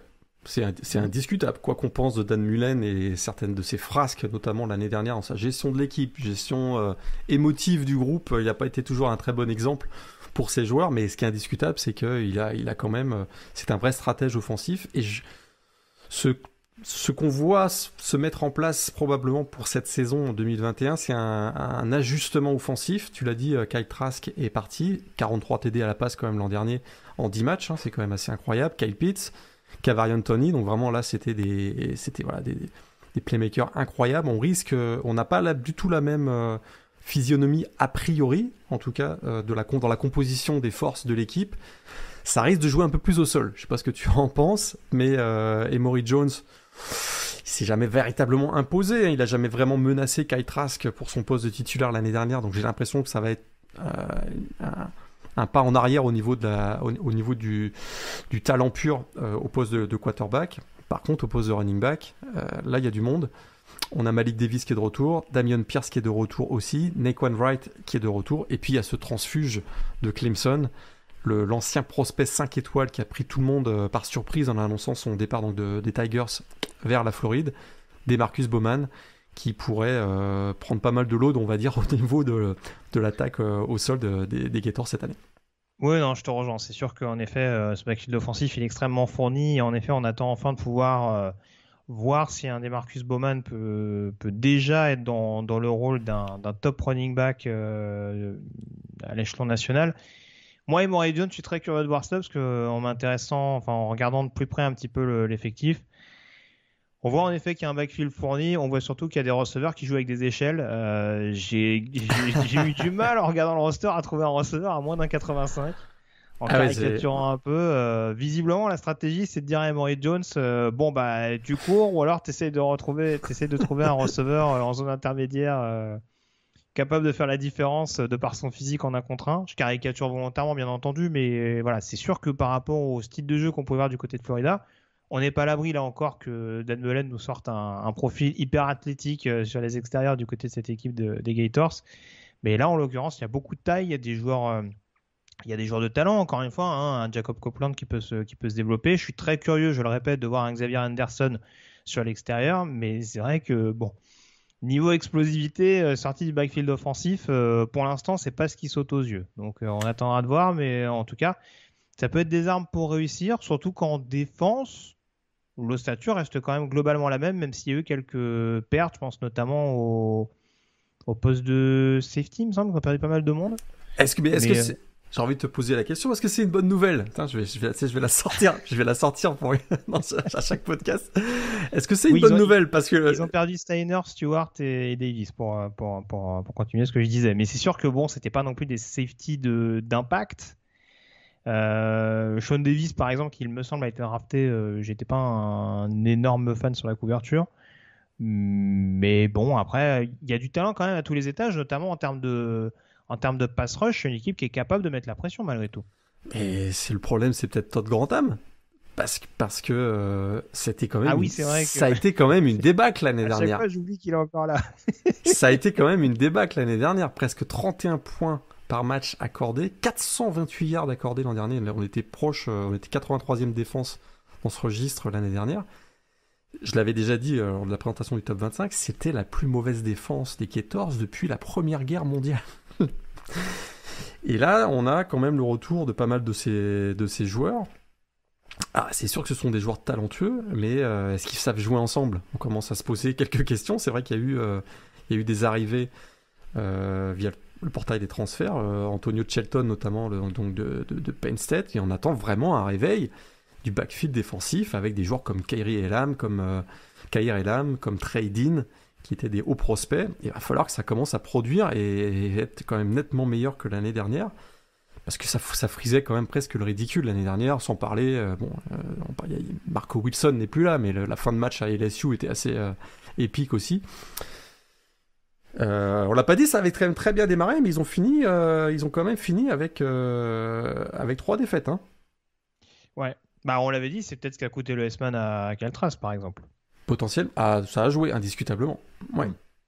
Donc, mais c'est sûr que je te rejoins. Alors, bon, si je veux être un peu provocateur, je dirais que c'est un peu le même syndrome qu'Ole Miss, sauf que normalement, quand tu as la défense de Florida, tu dois pas avoir, avoir les mêmes syndromes défensifs qu'Ole Miss. C'est ça, exactement. C'est ça là-dessus où il va falloir rectifier le tir, mais je te rejoins, c'est vrai que je suis quand même un peu inquiet. J'ai souvent beaucoup de respect pour Todd Grantham, notamment dans tes années de Georgia. Mais là, l'année dernière, on sentait qu'il avait un petit peu de mal à trouver la recette et à faire en sorte que, notamment contre la passe, où il y a quand même un talent sur le pass rush et sur le backfield défensif, se faire ouvrir de cette manière-là sur certaines rencontres, notamment, on parlait du match contre LSU, mais et AM, bien entendu, ça avait été un symbole assez fort, notamment et pour les Aggies et pour les Gators. Et puis le Cotton Bowl face à Oklahoma, où ils en ont quand même pris 55 quand même. Hein, donc c'est sûr que... Tout à fait. Donc oui, si t'es fan des Gators, le deuxième mi-temps contre Oklahoma, elle a été difficile à digérer, on est d'accord. Mais oui, donc voilà, c'est sûr qu'il va y avoir une remise en question, surtout que je vais me permettre d'anticiper pour aborder notamment les 3 outsiders du programme de Gainesville. Il y a quand même une équipe de Georgia, on en avait parlé lors de la preview de Top 25, qui s'est sérieusement armée. Non seulement on a des gros recrutements du côté d'Athènes ces dernières saisons, là il y a quand même un recrutement extrêmement glamour, en tout cas des transferts extrêmement glamour. Est-ce que pour toi ça peut reprendre la main sur Florida en 2021 ? Ah ouais, pour moi ils sont un cran au-dessus là. Là, ils sont un cran au-dessus parce qu'ils ont probablement trouvé en fin de saison dernière le joueur qui leur manquait, le playmaker offensif qui leur manquait avec la titularisation de JT Daniels. C'est vrai qu'en 4 titularisations, il fait plus de 1200 yards à la passe, 10 touchdowns. Il va arriver dans cette saison 2021 avec une meilleure connaissance du système offensif du coordinateur offensif Todd Monken. Et surtout, il a paru super à l'aise, quoi. Il a paru vraiment super à l'aise au sein de l'attaque de Georgia. Il y a un groupe de receveurs ultra prometteurs. Hein. C'est vrai qu'il y a eu cette perte de George Pickens au printemps, qui était leur receveur numéro 1. Mais derrière, il y a du monde quand même. Il y a Kearis Jackson, qui a été très bon l'an dernier. Et c'était Stetson Bennett, son quarterback. Donc là, je pense qu'il peut faire encore une bien meilleure saison. Il y a Jermaine Burton, Adonai Mitchell qui était opt-out l'an dernier et qui a fait un super spring game. Retenez bien ce nom, Adonai Mitchell. Donc là, et puis c'est vrai que... il y a Ryan Smith dont on attend un petit peu plus de choses cette année aussi. Oui, tout à fait. Et puis c'est vrai qu'au poste de Titan, on a beaucoup parlé du transfert de Harry Gilbert. Mais il semble-t-il, il a des problèmes personnels actuellement. Il ne participe plus au Fall Camp. En tout cas, au moment où on enregistre cette émission, il est écarté de l'équipe. Et il semble qu'il n'est pas écarté du programme. Hein. Donc, il pourrait faire son retour au début de la saison. Mais il y a quand même Darnell Washington qui est un vrai cauchemar pour les linebackers et les DB adverses avec une taille, un Titan vraiment avec un gros gabarit. Donc, il y a vraiment des playmakers pour JT Daniels. Puis si tu me permets, au poste du running back, alors c'est vrai qu'il y a peut-être plus les Nick Chubb, Sonny Mitchell ou d'Andre Swift qu'on avait connus ces dernières années, mais il y a une rotation, et je pense que tu vas être d'accord avec moi, ça va encore certainement jouer en rotation au poste de running back. Il y a du talent avec beaucoup d'anciens prospects 5 étoiles, Zamir White en tête et James Cook derrière, quoi. Oui, de toute façon, ils sont vraiment armés, et si là, encore une fois, il n'y a pas les altermoments qu'on avait vus autour du poste de quarterback l'an dernier, il n'y a pas de raison, en tout cas, qu'avec JT Daniels, ça ne fasse pas l'affaire. Avec, tu le disais, un backfield offensif extrêmement fourni, beaucoup de solutions au niveau des cibles, et en effet une escouade, une O-line, encore une fois, où on recrute de manière assez massive. Il me semble que c'est eux qui ont notamment Broderick Jones, et qui pour l'instant le laisse un petit peu dans la rotation en attendant de voir, ancienne recrue 5 étoiles de mémoire, Broderick Jones, donc il y a quand même de quoi faire du côté de cette équipe d'Athènes. Je me permets d'enchaîner sur la défense. Une défense qui reste dans les mêmes standards, mais on a vu notamment l'an passé des écarts assez étonnants, notamment ces 2 prestations contre Alabama au Florida, où la défense des Bulldogs avait littéralement pris l'eau. Et elle avait pris l'eau par les airs. Et parce que au sol, ça reste quand même. D'ailleurs, si je me trompe pas, c'était la meilleure défense. C'était la meilleure défense au sol du pays. Exactement. J'ai la stat devant les yeux. 72 yards accordés par match. Donc au sol, ça va rester très costaud parce qu'il y a encore il y a le départ de Aziz Adjuleri, mais qui était plus un pass rusher. Là, pour le run stop, on a toujours Jordan Davis, on a Devontae Wyatt qui monte en puissance aussi. Le junior, on va retrouver Jalen Carter aussi. Mais effectivement, le backfield défensif qui n'avait pas été très convaincant l'année dernière, notamment dans les gros matchs. Là, il y a peut-être une certaine incertitude. Alors oui, il y a l'arrivée de Derion Kendrick de Clemson, qui vraiment peut stabiliser ce secteur. Mais il y a eu de nombreux départs, avec des joueurs comme Eric Stokes, Tyson Campbell au poste de cornerback, Tyreek Stevenson qui a été transféré du côté de Miami. Là, Major Burns aussi qui est parti à LSU assez tardivement. Ouais, donc là, il y a peut-être un peu moins d'expérience. Tyke Smith arrive de West Virginia. On a un Louis Sin qui peut aussi être assez intéressant, mais il va falloir montrer que l'année dernière, c'était une aberration parce que ils ont parfois explosé effectivement dans les airs. Et on sait que la SEC est en train de devenir une conférence où ça gagne les matchs par les airs. C'est plus par le sol que ça se gagne, mais par les airs. Et si Georgia veut jouer à la hauteur de ses ambitions, il va falloir être bien meilleur contre la passe en défense. C'est ça. Hein, Nick Saban nous prouve qu'il arrive à se réinventer constamment. C'est ce qu'on va demander à Kirby Smart pour vraiment voir s'il arrive à faire franchir le fameux palier supplémentaire à Georgia. Ouais. Hein, on sait qu'ils ont été champions de la SEC il y a quelques années en battant Auburn. Ouais. Hein, lors de la fameuse année où il y a perdu en finale nationale contre Alabama. Ouais. Bon, il y a toutes les armes en tout cas pour le faire de nouveau et pour en effet réussir à ne pas se prendre les pieds dans le tapis quand l'enjeu devient important.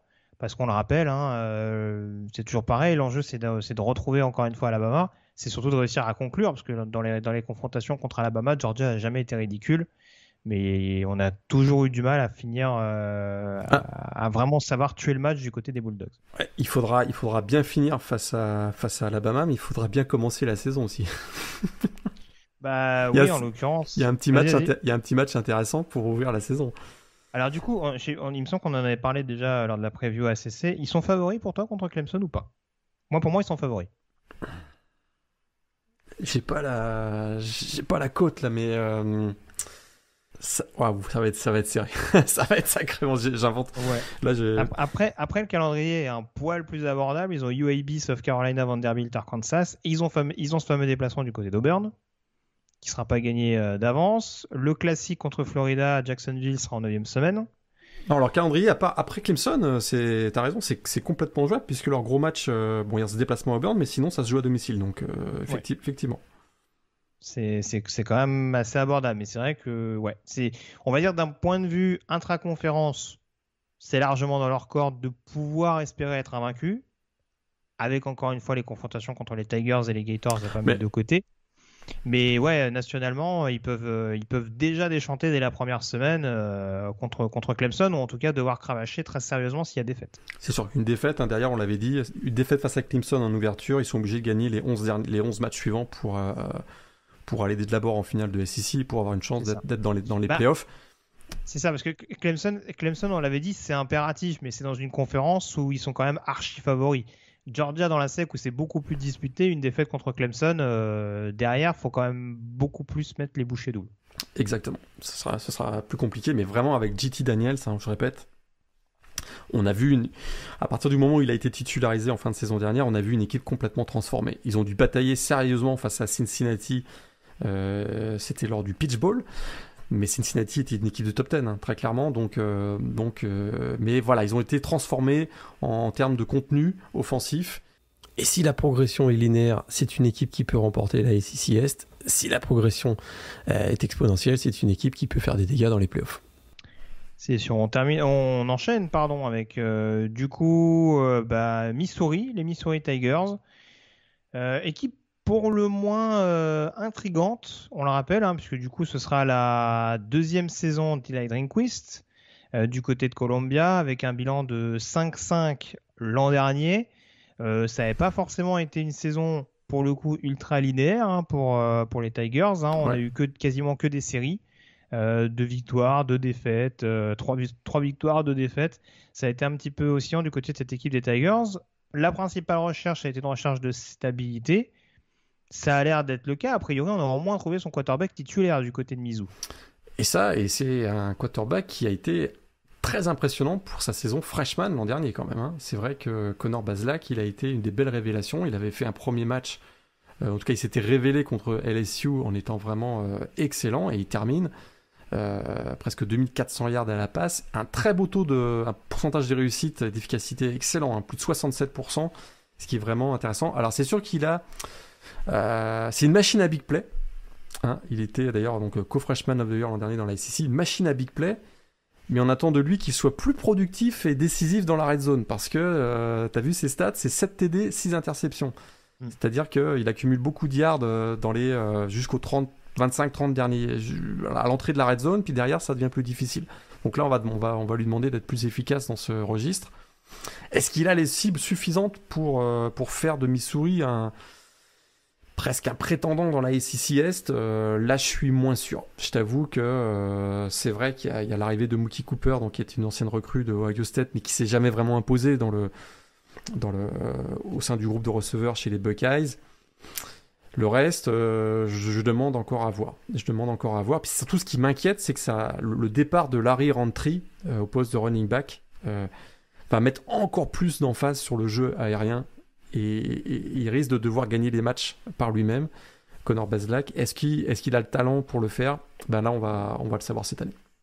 Oui, c'est sûr, parce qu'en effet, le running back titulaire devrait être Tyler Beatty, qui est en effet un coureur de poche. Donc en termes de volume, pour l'instant, il y a beaucoup de points d'interrogation. Donc on attendra de voir si on arrive à sortir vraiment un running back peut-être un peu plus à même d'avoir une charge, on va dire, en termes de portée. Hein, parce que Tyler Beatty, l'an dernier, c'était quoi? C'était une 50aine de snaps, en tout cas à la course.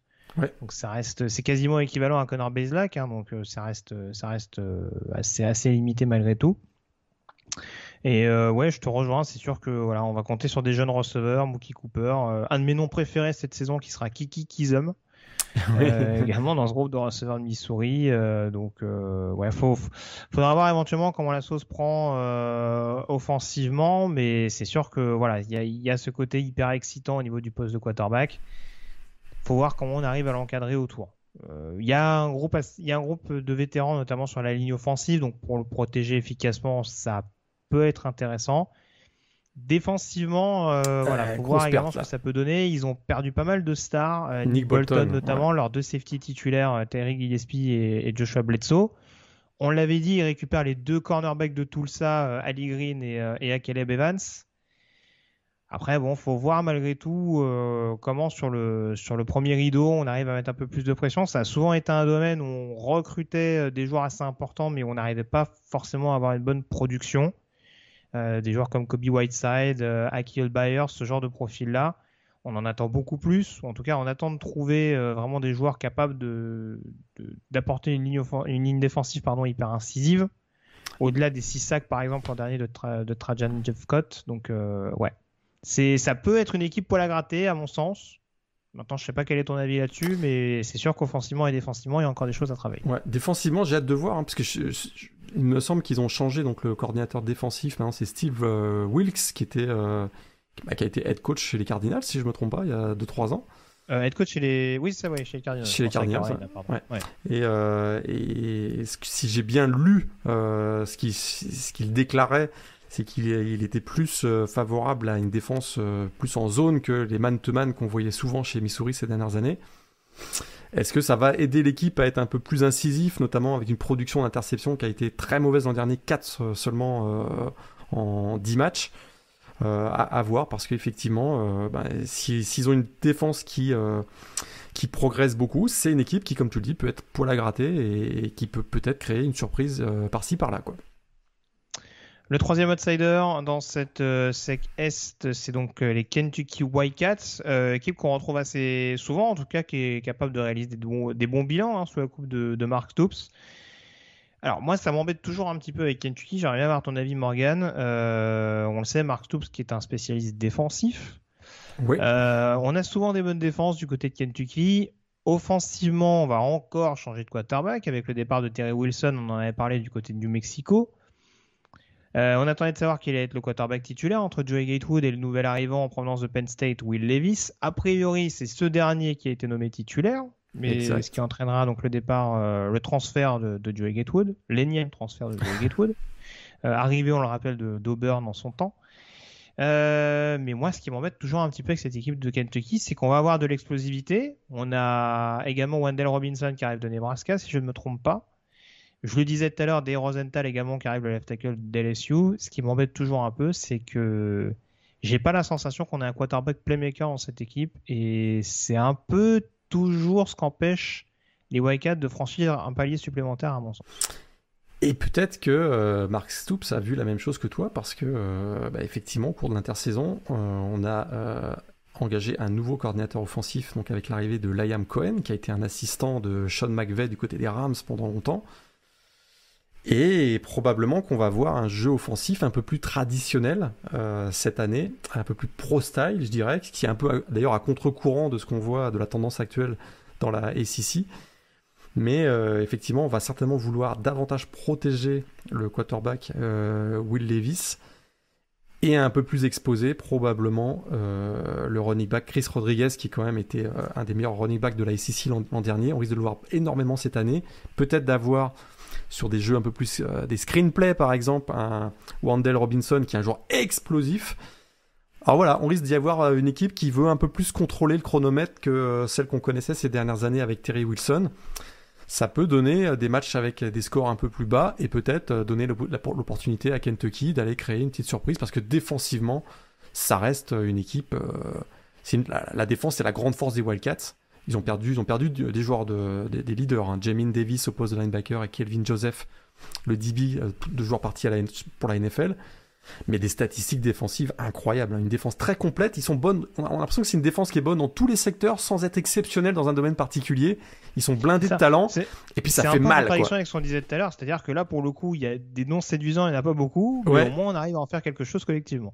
Et puis ça fait vraiment mal de jouer contre Kentucky. Hein. On sort pas de là indemne sans qu'il y ait du star power dans cette équipe. Eh bien, c'est douloureux et ce système 3-4 fait souvent très très mal. Et donc Kentucky reste toujours une équipe qu'il faut pas sous-estimer. Et je serais pas surpris que effectivement un Will Levis, s'il réussit à prendre du leadership et à être responsable dans son rôle plutôt de game manager, on va pas se mentir, c'est une équipe qui peut encore aller chercher un ball game en fin de saison. C'est sûr. Ouais, ils ont de la viande hein, sur la ligne défensive Kentucky. Je revérifiais, mais Marquand McCall ou Josh Pascal, ça va être ces deux prospects à suivre et deux joueurs qui sont capables vraiment de créer du grabuge sur cette ligne, entre autres, hein, parce qu'encore une fois, on l'a dit, il n'y a pas que des top prospects dans cette équipe-là, mais en tout cas, il y a des joueurs capables de faire des différences et en effet de mettre peut-être un peu moins de pression sur cette attaque et ce nouveau quarterback en place.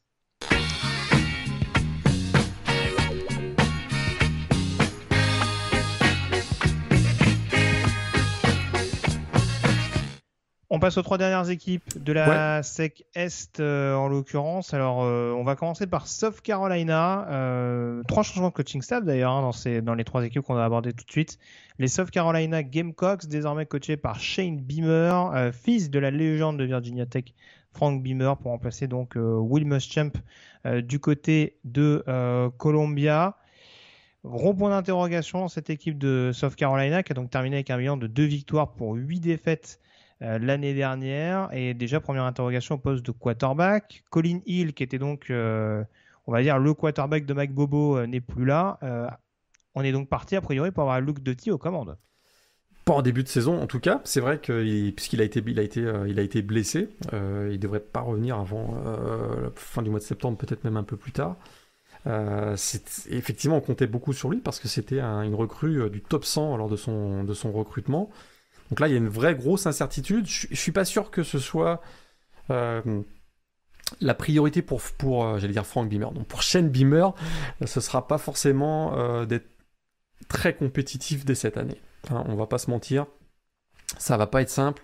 Il arrive avec une approche qui est bien différente de Will Muschamp. Hein, voilà, il veut reconquérir le cœur de la fanbase, en gros. Il est très présent sur les réseaux sociaux, il participe à des événements de charité, des bonnes causes. Il veut vraiment redynamiser le programme en le rendant notamment plus attractif auprès de la population locale qui voit les succès insolents, on va dire, du voisin Clemson. Donc vraiment, l'enjeu, c'est ça. Le poste de quarterback, c'est problématique, mais peut-être que tu vas être d'accord avec moi, c'est plutôt vers le sol que cette équipe va jouer. Parce qu'il y a un Kevin Harris qui était un des 3 seuls running backs de la SEC l'an dernier à avoir atteint le plateau des 1000 yards, si je ne me trompe pas. Et puis, il y a un backup absolument électrique et ultra prometteur, le freshman 5 étoiles Marshawn Lloyd. Donc, et puis même d'ailleurs, on a vu un Zach-Andre Smith qui a été très bon aussi lors du Spring Game. Je m'attends à y voir une équipe qui soit plus en mode Smash Mouth Football avec beaucoup de jeux au sol. Ça va être 200 portées par match, c'est sûr, à mon avis. Donc il y a un groupe solide de tight end aussi qui sont assez polyvalents.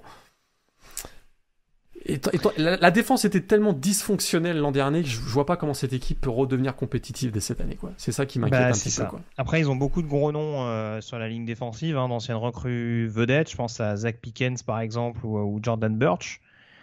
Kixney Eknakbare, bien entendu, que je n'oublie pas, meilleur saqueur de l'équipe l'an dernier avec 6 sacs et qui va à coup sûr, sauf blessure, être un prospect à suivre lors de la prochaine draft. Mais alors, derrière, c'est dur. Dans le backfield défensif, ils ont perdu un nombre de joueurs entre J.C. Horn, Israel Mukuamu, Jimmy Robinson ou ce genre de profil.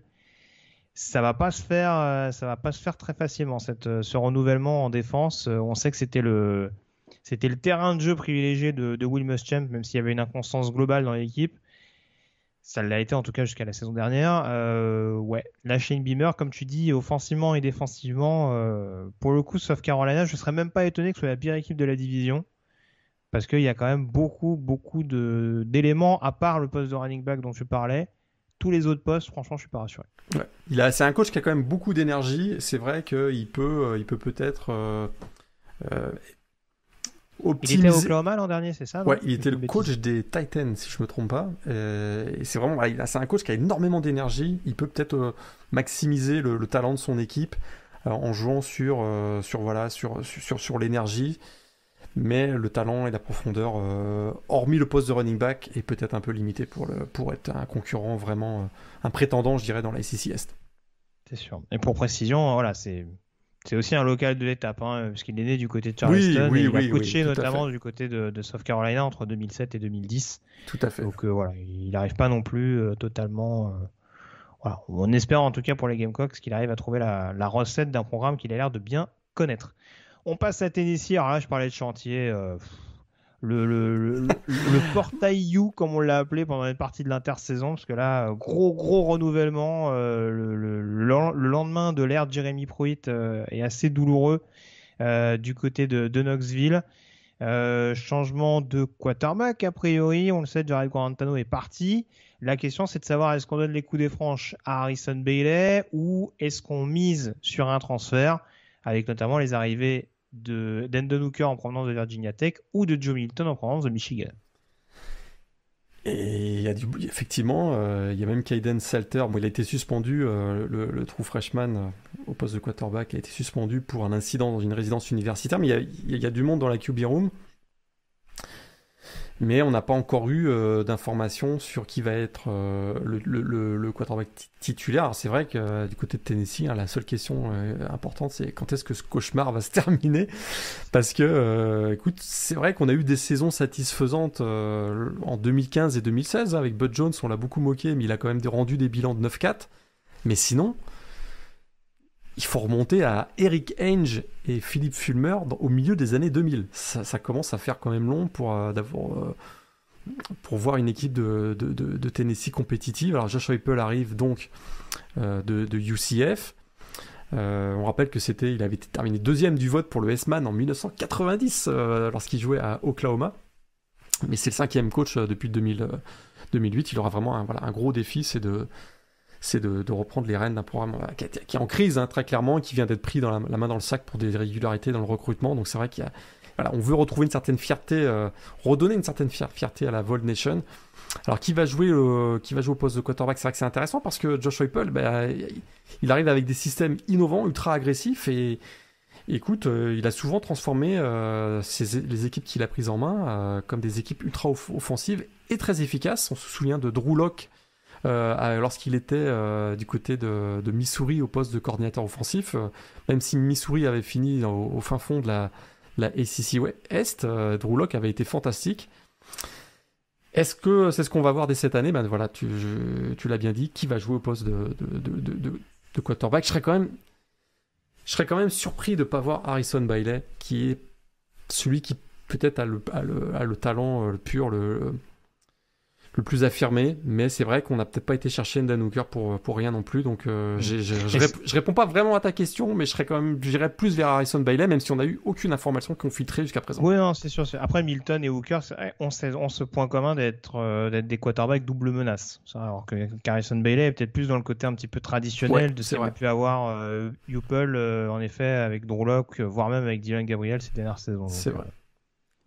À surveiller, par contre, j'allais dire bon courage à l'heureux élu. On peut dire qu'il sera heureux parce qu'autour, il perd Eric Gray en plus au poste de running back, qui est parti donc du côté d'Oklahoma.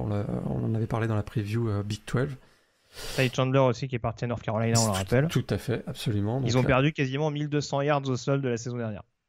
Ils ont perdu 25 joueurs, hein, c'est pas compliqué. Depuis le départ de Jérémy Pruitt, il y a 25 joueurs qui se sont inscrits sur le portail des transferts et qui sont pas de retour. Donc, c'est même plus que 25 joueurs. Donc c'est sûr que là, ça va être compliqué. Il y a Velus Jones, qui est plutôt un joueur explosif sur équipe spéciale, mais qui risque de se retrouver receveur numéro 1 de l'équipe, à moins que Jalin Hayat, assez explosif d'ailleurs, un joueur assez explosif, réussisse à prendre le poste de receveur numéro 1. Mais... Et puis la ligne offensive. Pourtant, il y avait des beaux noms, hein, ces dernières années. Il y a toujours Cade Mays, hein, mais alors, c'est sûr que à côté... Même Darnell Wright, hein, qui était un ancien 5 étoiles, si je me trompe pas, mais... Ouais, ça n'a pas été très brillant jusqu'à présent. Donc, et puis alors, défensivement, si on enchaîne là-dessus, on va pas revenir sur la nombreuse vague de départ. Meilleur plaqueur parti, donc Henry To'oTo'o, dont on parlait tout à l'heure du côté d'Alabama. Si on reste sur le poste de linebacker, ils ont perdu Quavaris Crouch, qui est parti du côté de Michigan State. DeAndre Johnson parti à Miami. Enfin bon, ça va être là aussi on va, je pense, mélanger un petit peu tout ça. On rappelle malgré tout qu'il y avait eu des recrutements assez notables en défense de la part de Jeremy Pruitt et de son coaching staff. Donc on va voir si malgré tout il y a quelques joueurs qui étaient en retrait ces dernières années, ou en tout cas un peu plus bas dans la hiérarchie, qui vont pouvoir avoir un peu plus d'importance. Mais c'est sûr que là, du côté de Tennessee, je sais pas trop quel objectif on peut avoir. C'est vrai que je ne le fais pas systématiquement pour toutes les équipes. Là, je vais regarder le calendrier rapidement, cette équipe des Volunteers. Ils commencent par Bowling Green à la maison. Ils ont Tennessee Tech également. Pittsburgh à la maison, pourquoi pas. Même si j'y crois pas trop à l'heure où on se parle. Après, ça va être Florida et Missouri à domicile pour commencer le calendrier intrinsèque. Déplacement à Alabama, réception de Georgia, enfin déplacement à Kentucky. Bon, allez, au moins 4 victoires dans la saison, je pense qu'on peut espérer. C'est déjà ça pour Josh Heupel pour sa première année du côté de Knoxville. Ce serait pas mal. On termine avec Vanderbilt pour le coup. Alors, changement de coaching staff avec l'arrivée de Clark Lee, anciennement coordinateur défensif de Notre-Dame, qui retrouve son alma mater, donc du côté des Commodores. Par contre, là, pour le coup, je parlais de Tennessee. Alors, Tennessee, c'est compliqué parce qu'il y avait du star power, mais pas mal de joueurs partis. Du côté de Vanderbilt, Derek Mason a essayé de développer un peu des talents, mais ça reste quand même extrêmement léger. Et là aussi, il va sans doute falloir s'attendre à une année de transition derrière le quarterback Ken Seals. Ouais, parce que c'est à peu près la seule lueur d'espoir du programme, Ken Seals. Il a battu de nombreux records du programme pour un quarterback freshman du côté donc de Nashville, mais avec un pourcentage d'efficacité assez satisfaisant, un leadership d'ailleurs assez étonnant pour un freshman, mais effectivement, soyons clairs, la fin de l'ère Mason a été chaotique, sans la moindre victoire l'an dernier, et bien 3 victoires seulement sur les 2 dernières saisons, un exode massif de joueurs là aussi du côté des Commodores, et puis il n'y a pas grand chose autour de Ken Seals, quoi. Et ça c'est ce qui rend c'est ce qui fait que cette équipe est assez inquiétante, je t'avoue, parce que ils ont fait venir Eman Davis, je crois, de Temple, running back, mais c'est sûr que c'est un peu léger. Ouais. Je trouve que c'est un peu léger.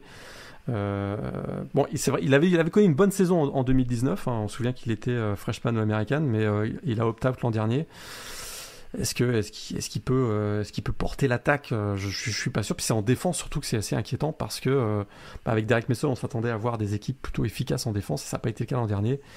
Et j'ai pas trouvé que l'effet de Derek Mason ait eu son influence sur le recrutement. Je suis pas très enthousiaste pour cette équipe de Vanderbilt cette année, quoi. Ouais, je sais pas si il me semble qu'il récupère Dimitri Moore sur le poste de linebacker, qui avait opt-out également l'an dernier. Mais ouais, c'est sûr que sur le reste de l'ossature, on va dire qu'ils ont un bon groupe de linebackers, peut-être un bon corner avec Allen George, mais ça va pas plus loin que ça, surtout avec le départ de Dayo Odenigbo vers la draft. Voilà, là, ils ont quand même perdu un gros playmaker.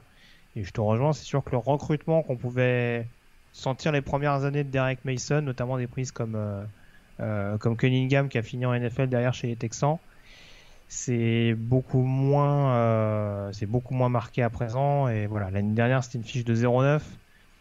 Là aussi, si on peut avoir au moins 2-3 victoires du côté de Vanderbilt, au moins 2, ce sera très bien. Il commence avec un match contre ETSU. Alors j'avoue que j'ai un petit... C'est East Tennessee, non? Ouais, tout à fait. Je crois que c'est East Tennessee. Ouais. Ils ont l'avantage de les recevoir, donc équipe de FCS. Ils ont Yukon un peu plus tard dans la saison, à domicile. Peut-être déjà essayer de cibler ces 2 matchs-là, et puis après de voir comment ça peut se passer sur des confrontations directes contre Mississippi State ou Missouri, quoi. Voilà. T'as bien bel objectif, on est d'accord. Ouais.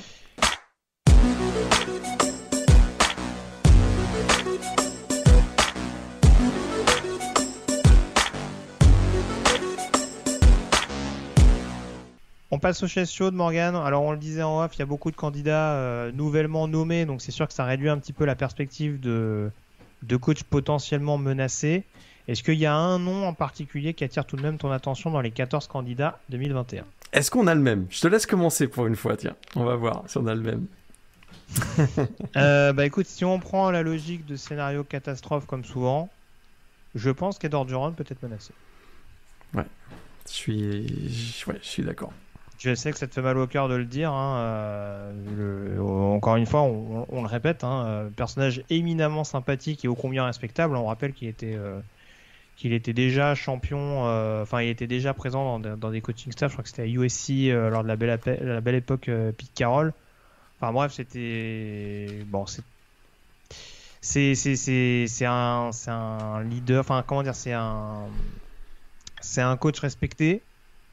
Très proche de ses joueurs, et on voit que du côté des LSU il y a des coachs qui laissent les choses se dégrader en se disant on va compter sur la stabilité. Là on voit en tout cas qu'Edorgeron il n'hésite pas, encore une fois, parce que c'est vrai que je mets ça à son discrédit, mais il n'hésite pas un petit peu à secouer tout ça quand il sent qu'il n'y a pas une bonne dynamique qui s'installe.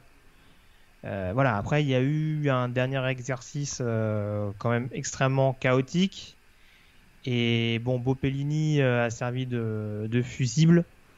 C'est possible que si ça se gâte encore cette année, notamment défensivement, on commence à lui demander des comptes.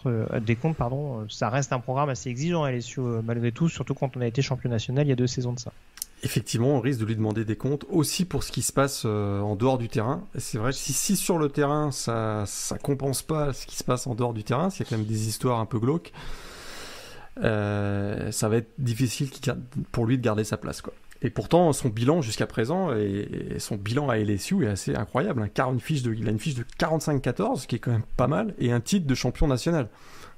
c'est quand même assez impressionnant, mais effectivement. Oui, c'est ça, parce que pardon, j'ai juste précisé sur ces 5 dernières saisons à LSU, il y a 4 saisons avec des bowls. On dira c'est peut-être un minimum, mais en tout cas faut le faire. C'est pas non, mais souvent être sur le hot seat, c'est vraiment avoir des résultats pas vraiment positifs. Lui, c'est pas le cas, quoi. Ouais. C'est plus sa personnalité où effectivement, si on voit qu'il perd le vestiaire, là c'est sûr que ça va être compliqué pour lui, quoi. C'est sûr. Après, encore une fois, on le reprécise, on le met sur la chaise chaude, mais parce que les autres candidats, il y a quand même beaucoup de nouveaux arrivants. Donc c'est vrai qu'il n'y a pas non plus une liste hyper exhaustive de qui peut éventuellement prendre la porte cette année. Et, je serais quand même très très surpris malgré tout qu'il soit menacé. Il faudra vraiment, encore une fois, qu'il y ait une fiche négative type 3-9 ou 4-8, quoi. Ouais. Avec un contenu de nouveau extrêmement poussif. On passe au prono à présent, Morgan. Je ne suis pas sûr qu'on soit très originaux sur notre finale de conférence sec. Qui vois-tu vainqueur à l'ouest? Alabama. Ce sera Alabama pour moi également. Je ne crois pas à l'exploit de Texas A&M, en tout cas pas tout de suite, de par la jeunesse offensive. À l'est, Georgia. J'y vais avec Georgia également. Ce qui nous amène donc à ce remake, cet énième remake entre Alabama et Georgia en finale de conférence. Vois-tu l'Empire conserver son bien ou vois-tu Georgia réussir enfin l'exploit et Kirby Smart imposer à Nick Saban sa première défaite historique contre un ancien assistant? Eh bien non, je vois Alabama champion de la SEC et de nouveau dans les playoffs. Très bien. Bah écoute, j'ai envie de mettre un peu de mystère, j'ai envie de mettre un peu de suspense pour cette saison. Et j'y vais avec Georgia. Voilà. Faut espérer que le match se termine à la fin du troisième quart. Ouais, alors, il y a c'est souvent le cas avec les équipes géorgiennes. Statue de JT Daniels devant le Sanford Stadium. Ah, c'est sûr, c'est sûr. Attention, va savoir. Allez, moi je t'annonce, Brock Van de Grief lancé dans le bain. Ah ouais, là c'est... Ah ouais, mais tu m'avais pas dit qu'on était dans les hot takes là aujourd'hui là. Bah ouais, non, même avec JT Daniels. Non, j'espère en tout cas pour Georgia. C'est sûr que son état de santé conditionnera beaucoup de choses, mais en partant du principe qu'il pourra être à 100% sur l'ensemble de la saison, je pense que Georgia a les moyens de le faire. Il y a un groupe suffisamment étoffé. Après, de toute façon, Alabama Georgia, je dis pas que ça se jouera à 30-10 ou ce sera de toute façon un match hyper hype et hyper accroché. On s'est rarement ennuyé sur des Alabama Georgia ces dernières saisons. Même sur le match de la saison dernière où Alabama, notamment en deuxième mi-temps, commençait à reprendre la main. Ça a souvent été des rencontres hyper disputées et où chaque yard est hyper important. Donc, je ne pense pas que ça fera exception à la règle. Mais je dis que Georgia, peut-être là, avec un poil plus d'expérience offensive, pourra avoir le dessus, mais il y a tellement de talent du côté de Bama que c'est sans aucune certitude non plus. Mais ça pourrait changer en 2023, parce qu'on l'a pas dit, c'est peut-être la dernière année qu'on est dans ce format à deux divisions, Ouest et Est.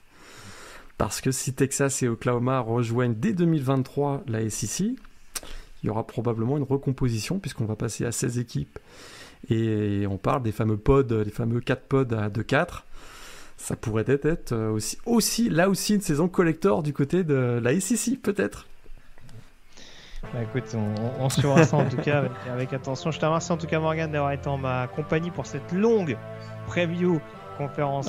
C'est la SEC. Ça pour parler de la conférence la plus glamour du Power 5. On se retrouve en tout cas dans quelques jours pour aborder notamment la dernière des conférences, avant qu'on s'intéresse notamment aux indépendants et à nos pronos nationaux. On s'intéressera bien entendu à la Sunbelt. On garde le meilleur pour la fin, ça ne fait pas exception à la règle. Merci encore Morgan et on se retrouve très vite. D'ici là, passez une excellente semaine avec un rencontre NCA au programme. Salut à tous. Salut à tous.